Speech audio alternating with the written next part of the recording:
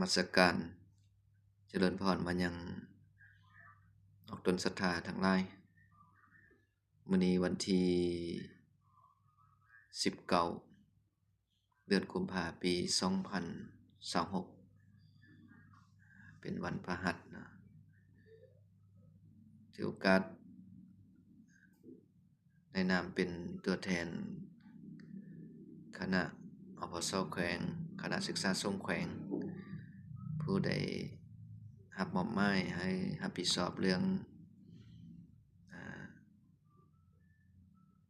ภาคเศรษฐกิจในการ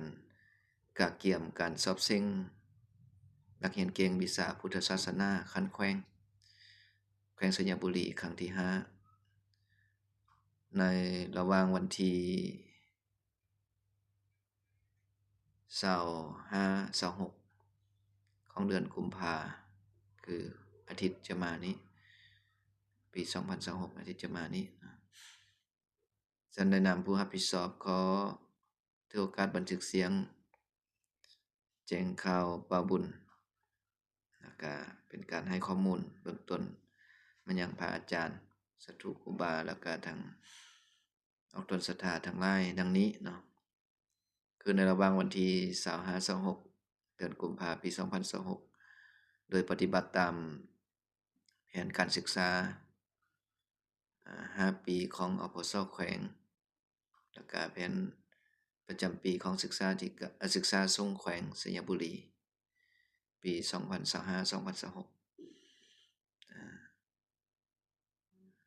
คณะศึกษาสงฆ์แขวงจึงได้จัดตั้งปฏิบัติกิจกรรมสอบเซ็งนักเรียนเก่งวิชาพุทธศาสนาคันแขวงครั้งที่5ประจำปี2025-26นี้